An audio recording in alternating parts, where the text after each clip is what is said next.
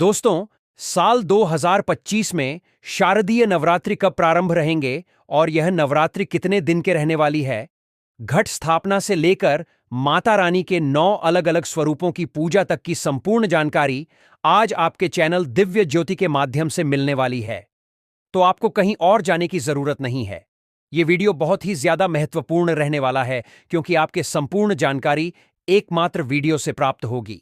साथ ही इस दिन आप अपनी मनोकामनाओं की पूर्ति के लिए, गरीबों को दूर भगाने के लिए, पुत्र प्राप्ति, नौकरी प्राप्ति, घर में उन्नति और व्यापार में तरक्की के लिए कौन कौन से उपाय कर सकते हैं, यह भी हम आपको आज के वीडियो में अंत तक बने रहिए बताने वाले हैं। दोस्तों, शारदीय नवरात्रि 2025 शुभ मुहूर्त। आपको कहीं भी जाने की कोई भी आवश्यकता नहीं है। शारदीय नवरात्रि का संपूर्ण मुहूर्त, कलश मुहूर्त और कितने व्रत पड़ेंगे, नवरात्रि का समापन कब होगा, व्रत कब खोलें, हर एक बात इस वीडियो में जानने को मिलेगी। यह वीडियो आपके लिए बड़ा फायदेमंद है। अगर आप चाहते हैं नवरात्रि कब से कब तक होने वाली है, कब से शुरू और कब समाप्त होंगी, कितने व्रत आपको रखने हैं, कन्या पूजन कब करना है, संपूर्ण ज्ञान इस वीडियो में मिलेगा मुहूर्त के साथ। तो इस खूबसूरत वीडियो को एक लाइक जरूर करें। आपको कहीं भी जाने की कोई आवश्यकता नहीं पड़ेगी और यदि कोई सवाल हो तो बेझिझक कमेंट में पूछिए, रिप्लाई मिलेगा। दोस्तों, मां भगवती दुर्गा की कृपा सदैव आप और आपके समस्त परिवार पर बनी रहे। दोस्तों, आज की वीडियो में मैं आपसे बात करने वाला हूं शारदीय नवरात्रि के बारे में। शारदीय नवरात्रि जो कि अश्विन मास के शुक्ल पक्ष में आती है, कब से प्रारंभ हो रहे हैं, कब समाप्त हो रहे हैं, और नवरात्रि के इन 9 दिनों में कलश की स्थापना करके हम मां दुर्गा की आराधना करते हैं। तो कलश की स्थापना करने का शुभ मुहूर्त क्या है, किस दिन कौन सी देवी की आराधना की जाएगी, इस बार नवरात्रि कितने दिन की है और मां दुर्गा की सवारी क्या है, इसके अलावा दुर्गा अष्टमी, महानवमी और दशहरा कब है, यह सारी जानकारी आपको आज की वीडियो में शेयर करने वाला हूं। तो वीडियो बहुत महत्वपूर्ण है, पूरा जरूर देख लीजिए। और अगर वीडियो अच्छी लगे तो इसे लाइक भी जरूर कीजिए क्योंकि आपके लाइक्स, आपके कमेंट मेरे लिए बहुत महत्वपूर्ण होते हैं। यह एकमात्र जरिया है जिनसे मुझे पता चलता है कि आपको यह वीडियो अच्छी लगती है और आपके लिए यह वीडियो उपयोगी है। तो अगर वीडियो अच्छी लगे तो लाइक तो जरूर ही किया कीजिए। दोस्तों, शारदीय नवरात्रि का प्रारंभ होता है पितृपक्ष के अगले दिन से, यानी कि जो सर्व पितरों अमावस्या होती है उसके अगले दिन से ही, प्रतिपदा तिथि से ही कलश की स्थापना करके शारदीय नवरात्रि का प्रारंभ हो जाता है। यह नवरात्रि आती है शरद ऋतु में, इसलिए इसे शारदीय नवरात्रि कहते हैं। एक नवरात्रि चैत्र मास में आती है, उसे कहते हैं चैत्र नवरात्रि। इसके अलावा 2 गुप्त नवरात्रि भी होती है, जैसे कि आषाढ़ मास में और माघ मास में। तो सनातन धर्म में 4 नवरात्रि मानी गई है, 2 गुप्त नवरात्र और 2 प्रकट नवरात्रि। इनमें से शारदीय नवरात्रि और चैत्र मास की नवरात्रि का बहुत अधिक महत्व माना गया है। नवरात्रि के इन 9 दिनों में मां दुर्गा के 9 स्वरूपों की आराधना की जाती है और फिर दुर्गा अष्टमी और महानवमी के दिन मां दुर्गा का स्वरूप मानकर कन्याओं की पूजा की जाती है और हवन किया जाता है, और इसके बाद इस व्रत का समापन किया जाता है और फिर अगले दिन दशहरा मनाया जाता है। अब बात करें कि प्रतिपदा तिथि कब से प्रारंभ हो रही है, कब समाप्त हो रही है और नवरात्रि की प्रतिपदा तिथि का व्रत हमें कब धारण करना है। वैदिक पंचांग के अनुसार आश्विन माह के शुक्ल पक्ष की प्रतिपदा तिथि की शुरुआत 22 सितंबर को रात 1:23 पर हो रही है। वहीं इस तिथि का समापन 23 सितंबर को रात 2:50 पर होगा। ऐसे में 22 सितंबर से शारदीय नवरात्र शुरू होंगे। इसी दिन घट स्थापना की जाएगी। इस बार शारदीय नवरात्र 10 दिनों का होगा, जो 22 सितंबर से शुरू होकर 2 अक्टूबर को विजयदशमी के साथ समाप्त होगा। दोस्तों, इस बार माता का आगमन हाथी पर होगा, जो सुख सौभाग्य का प्रतीक है, और प्रस्थान मनुष्य की सवारी पर होगा। चतुर्थी तिथि की वृद्धि के कारण नवरात्र 10 दिनों का होगा।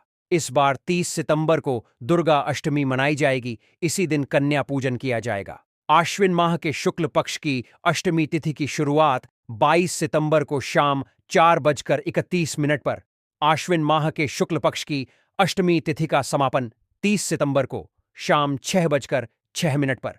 जैसा कि नवरात्रि की शुरुआत 22 सितंबर को होगी और उसी दिन कलश स्थापना की जाएगी और मां दुर्गा के प्रथम स्वरूप शैलपुत्री देवी का पूजन होगा।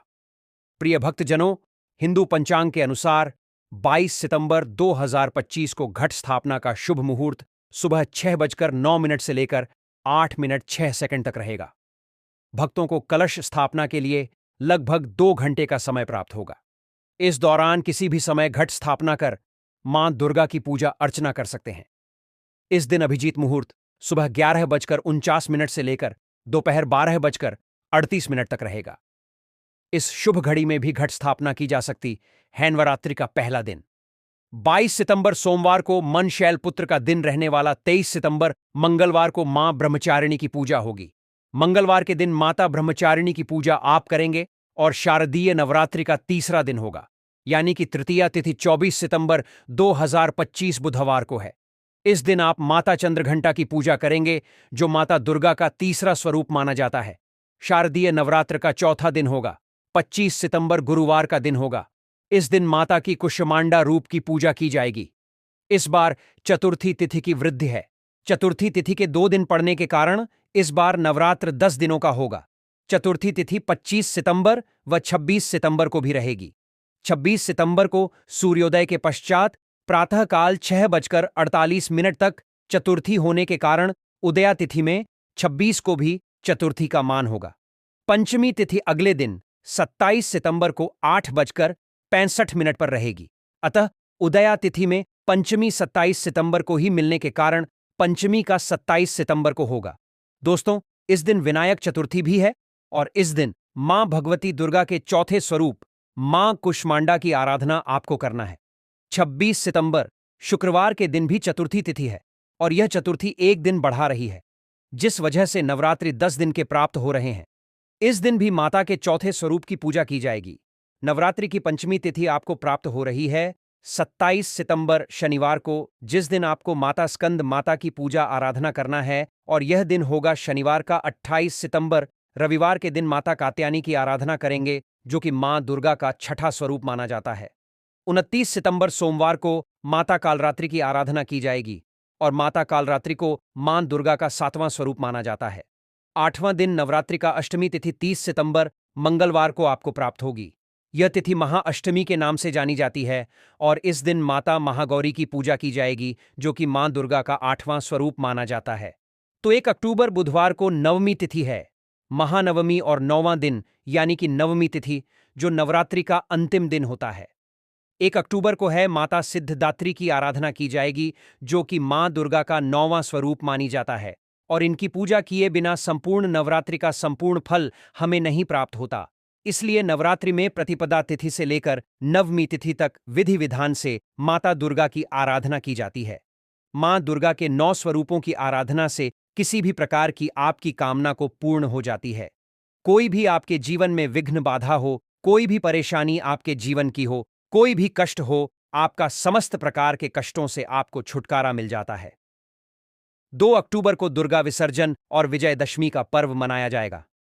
नवरात्रि के 9 दिनों में मां दुर्गा की आराधना करने मात्र से, और अब जानते हैं कि शारदीय नवरात्रि में मां दुर्गा कौन सी सवारी से आगमन कर रही है। देखिए, इस बार नवरात्रि का प्रारंभ हो रहा है सोमवार से, और सोमवार के दिन जब नवरात्रि का प्रारंभ होता है तो ऐसा माना जाता है कि माता की जो सवारी होती है हाथी होती है। इस प्रकार का वर्णन मिलता है देवी पुराण में। अच्छा, शारदीय नवरात्रि का प्रारंभ होने से पहले आपको कुछ विशेष बातों का ध्यान रखना चाहिए, जैसे कि मां का आगमन होता है। हमारे घर में ऐसा माना जाता है कि प्रतिपदा तिथि से लेकर और नवमी तिथि तक मां दुर्गा इस धरती पर अपने भक्तों के घरों में वास करती है, तो इसलिए हमें अपने घर की साफ सफाई करनी चाहिए। नवरात्रि से पहले ही अपने घर की साफ सफाई कर लीजिए अच्छी तरह से, मतलब घर के कोने कोने की साफ सफाई इस समय में हो जानी चाहिए। ऐसा माना जाता है कि मां दुर्गा उसी के घर में वास करती है जहां पर की साफ सफाई होती है और जहां पर कलह क्लेश नहीं होता, जहां पर सबके बीच में प्रेम बना रहता है, वहीं पर माता का आगमन होता है। तो अपने घर में आपको ध्यान रखना है किसी भी प्रकार से नवरात्रि के इन 9 दिनों में कलह क्लेश ना हो। लहसुन प्याज का सेवन नवरात्रि में नहीं करना चाहिए। मांस मदिरा का तो भूल कर भी नहीं करना चाहिए। अगर आप कलश की स्थापना करते हैं तो आपको अपने घर को कभी भी खाली नहीं छोड़ना चाहिए, मतलब कोई ना कोई व्यक्ति हर वक्त घर में रहना ही चाहिए। अगर आप अखंड दीप दान करते हैं तब भी आपको इस नियम का पालन करना है। एक और चीज, नवरात्रि के इन 9 दिनों में बाल और दाढ़ी नहीं कटवा चाहिए। इसके अलावा नाखून भी नहीं काटना चाहिए।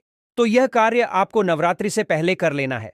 नवरात्रि प्रारंभ होने से पहले आपको जो भी जरूरी चीजें हैं पूजा की, वह सभी चीजें खरीदकर अपने घर में पहले रख लेना है। आप चाहे माता की मूर्ति खरीदना चाहते हो या फिर चुन्नी माता की लेनी हो, नारियल इत्यादि लेना हो, ये सभी चीजें आप पितृपक्ष में भी ले सकते हैं। मतलब जैसे कि नवरात्रि तो अगले दिन से ही प्रारंभ हो जाती है ना, जैसे कि अमावस्या के अगले दिन नवरात्रि का पहला दिन होता है, तो आप पितृपक्ष में भी माता की पूजा के निमित्त कोई भी चीज खरीद सकते हैं। ठीक है? जैसे कि जाप करने के लिए माला आपको चाहिए, या फिर आप पुस्तक लेना चाहते हैं, सप्तशती की या फिर अखंड दीपक लेना चाहते हैं, या और भी चीजें जो कि पूजा की सामग्री होती है, वह सभी सामग्रियां आप पितृपक्ष में खरीद सकते हैं। कोई दिक्कत नहीं है।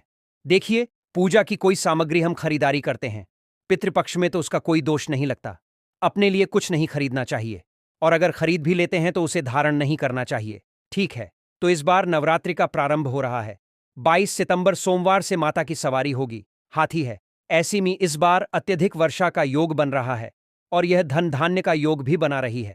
ऐसे में सभी को बहुत ही ज्यादा लाभ प्राप्त होगा, और अंतिम दिन माता रानी बुधवार के दिन जा रही है, जो कि मनुष्य पर सवार होकर जाएंगे। ऐसे में इस नवरात्रि में आपको कुछ बातों का विशेष ध्यान रखना है। विधि विधान से मां दुर्गा की आराधना करके दुर्गा सप्तशती का जितना हो सके पाठ करना है। अगर आप पाठ नहीं कर पाते हैं किसी भी कारणवश, तो आप प्रतिदिन का पाठ सुन भी सकते हैं। इसके अलावा नवरात्रि में आपको नवाड़ मंत्र का जप जरूर करना चाहिए। ओम एम क्लीन चामुंडा विजय। इस मंत्र का जप से आपकी किसी भी प्रकार की कामना पूर्ण होती है। तो पूरे विधि विधान से अगर हम मां दुर्गा की आराधना करते हैं, मंत्रों का जप करते हैं और सात्विक आचार विचार व्यवहार रखते हैं, तो किसी भी प्रकार की हमारी कामना मां दुर्गा की कृपा से पूर्ण होती है। और दोस्ती, हमारे शास्त्रों में नवरात्रि के दौरान कुछ ऐसी गलतियां हैं जिनको भूल कर भी ना करें, नहीं तो पूरा घर दरिद्र और गरीब का गरीब बंगाल का कंगाल रहता है। शारदीय नवरात्र की अष्टमी और नवमी तिथि पर घर और मंदिर की साफ सफाई का खास ध्यान रखें। पूजा के समय काले रंग के कपड़े ना पहनें, किसी से वाद विवाद ना करें, किसी के बारे में गलत ना सोएं, बधे बुर्जुग और महिलाओं का अपमान ना करें। इसके अलावा तामसिक भोजन का सेवन करने से बचना चाहिए। इसके अलावा भी अगर आपका कोई प्रश्न हो, कोई विशेष वीडियो देखना चाहते हैं, तो कमेंट बॉक्स में जरूर लिख दीजिए। और आज की वीडियो अगर आपको अच्छी लगी हो तो वीडियो को लाइक कीजिए, शेयर कीजिए, और चैनल पर पहली बार आए हैं, अगर अभी तक आपने चैनल को सब्सक्राइब नहीं किया है, तो आज की वीडियो आपको अच्छी लगे तो चैनल को सब्सक्राइब करके बेल आइकॉन को जरूर प्रेस कर लीजिए। इससे यह होगा कि इस चैनल पर जो भी नई वीडियो अपलोड होंगी उनके नोटिफिकेशन आपको सही समय पर प्राप्त होंगे। और हां, कमेंट में जरूर लिखें जय माता दी, राधे राधे।